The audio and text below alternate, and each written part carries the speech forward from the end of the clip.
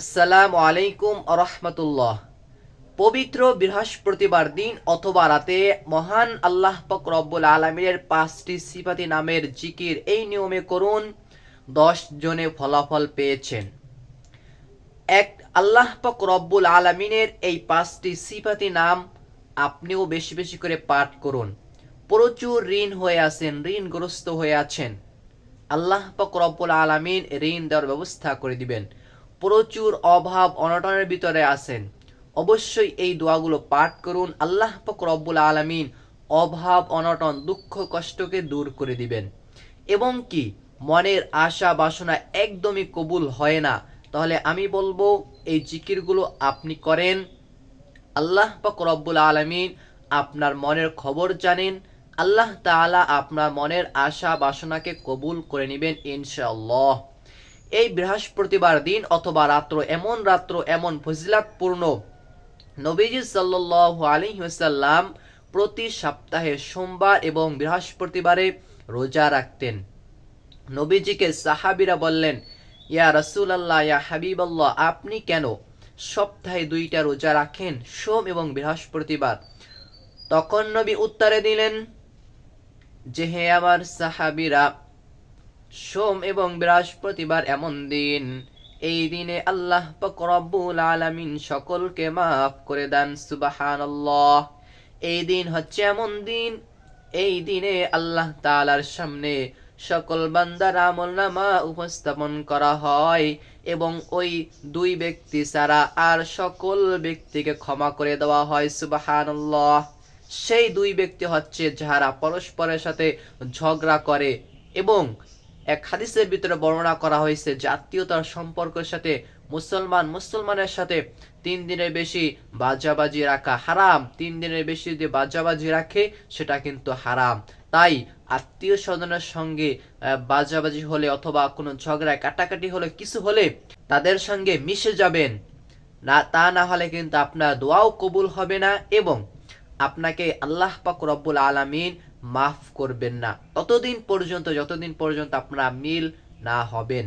তাহলে প্রিয়দিনী ভাই ও বোনেরা, আল্লাহ পাক রব্বুল আলামিন বলেছেন, ওয়ালিল্লাহিল আসমাউল হুসনা ফাদউহু বিহা। আল্লাহ পাক রব্বুল আলামিনের 100 থেকে কম 99টি নাম আছে।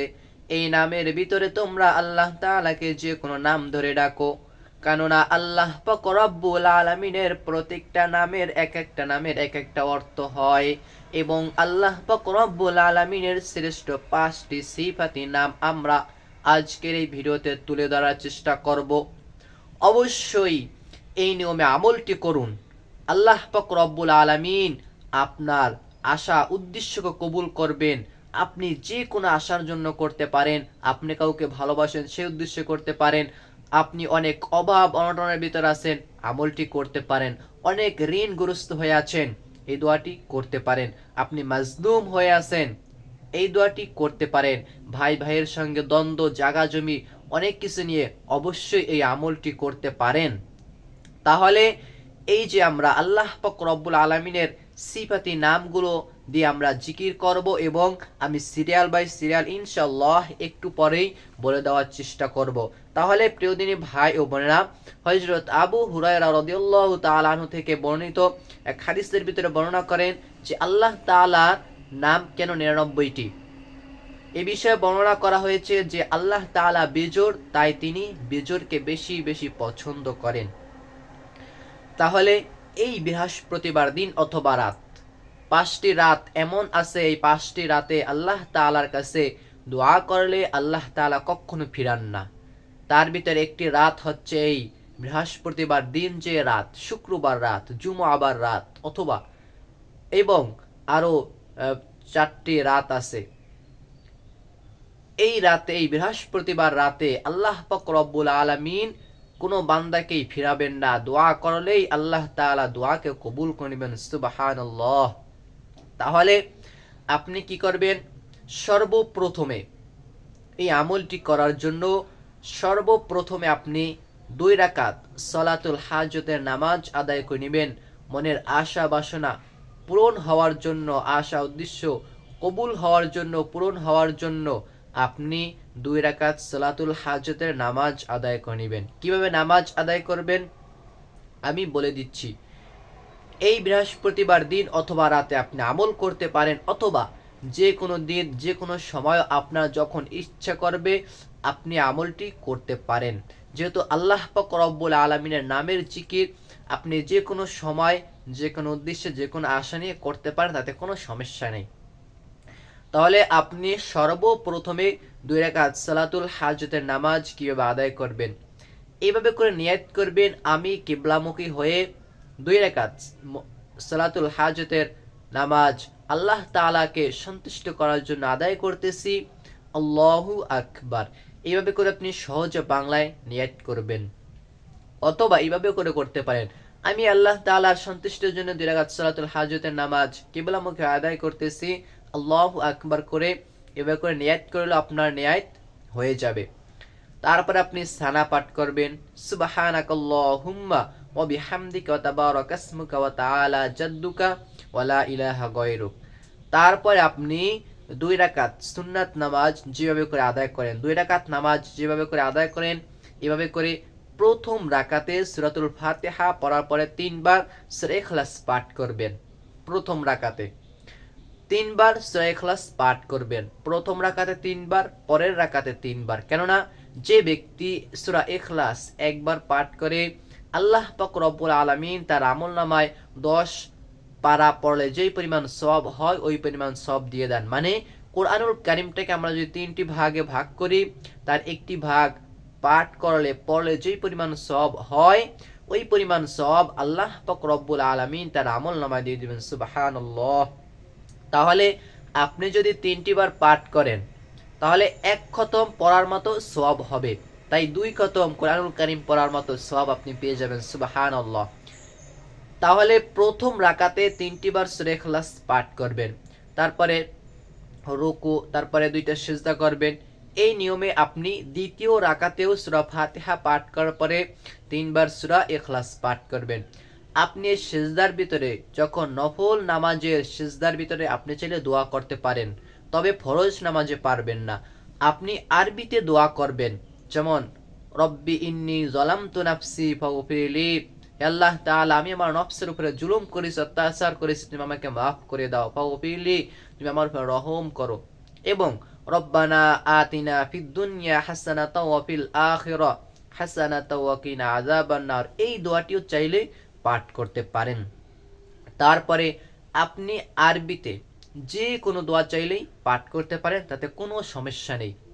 তারপরে আপনাকে যেই করতে হবে, আপনি তাশাহুদ দুরূদ শরীফ দোয়া মাসুরা পরে সালাম ফিরে নামাজ শেষ করে নেবেন। কেননা নামাজের কথা কেন বলা হলো, নবীজি প্রত্যেক নবী রাসূল আল্লাহ তাআলা যত নবী রাসূলকে দুনিয়াতে প্রেরণ করেছেন, যত কঠিন বিপদ দেখেছেন এবং যখনই কোনো বিপদে অভাব অনটনে পড়েছেন সঙ্গে সঙ্গে নামাজে দাঁড়িয়ে গিয়েছেন এবং আল্লাহ তাআলার কাছে দোয়া করেছেন।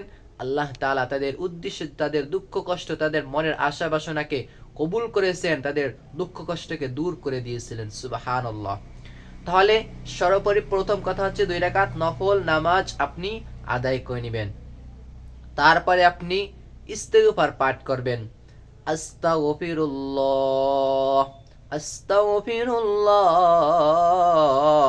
আস্তাগফিরুল্লাহ আস্তাগফিরুল্লাহ আস্তাগফিরুল্লাহ। ইস্তিগফারটি 5টি বার পাঠ করবেন। তারপরে আপনি 5টি বার দুরূদ শরীফ পাঠ করবেন। যদি দুরূদ ইব্রাহিম পারেন সব থেকে ভালো হয়, অথবা আপনি ছোট্ট দুরূদও পাঠ করতে পারেন। সাল্লাল্লাহু আলাইহি ওয়াসাল্লাম সাল্লাল্লাহু আলাইহি ওয়াসাল্লাম সাল্লাল্লাহু আলাইহি ওয়াসাল্লাম, এইভাবে করে 5 বার পাঠ করবেন। তারপরে আপনি যে আমলটি করবেন, এই আমলটি হচ্ছে আল্লাহ পাক রব্বুল আলামিনের সিফাতের নামগুলো আপনি পাঠ করবেন।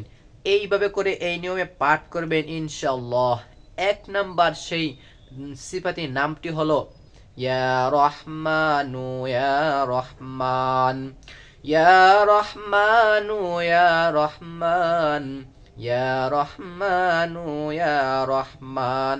এভাবে করে করতে পারেন, অথবা এইভাবে করে ইয়া রহমানু ইয়া আল্লাহ, ইয়া রহমানু ইয়া আল্লাহ, ইয়া রহমানু ইয়া আল্লাহ, ইয়া রহমানু হে আমার দয়ালু প্রভু, হে আমার দয়ালু আল্লাহ। তারপরে 2 নম্বরে যে দোয়াটির কথা বলে দিব সেই দোয়াটি হলো ইয়া গফফারু, ইয়া গফফারু, ইয়া গফফারু ইয়া আল্লাহ, ইয়া গফফারু হে আল্লাহ তাআলা তুমি আমার উপর রহম করো, হে আল্লাহ তুমি আমাকে রহম করো। 2 নম্বর হচ্ছে ইয়া গফফারু ইয়া আল্লাহ, দোয়াটির অর্থ সিফাতের নামের অর্থ হলো হে আল্লাহ তুমি আমার উপর রহম করো। ইয়া গফফারু ইয়া আল্লাহ, ইয়া গফফারু ইয়া আল্লাহ, ইয়া গফফারু ইয়া আল্লাহ, ইয়া গফফারু ইয়া আল্লাহ। এভাবে করে আপনি 5টি বার পাঠ করবেন। তারপরে 3 নম্বরে যে দোয়াটি পাঠ করবেন ইয়া কারিমু, অর্থ হচ্ছে সম্মানিত, ইয়া কারিমু অর্থ হচ্ছে সম্মানিত।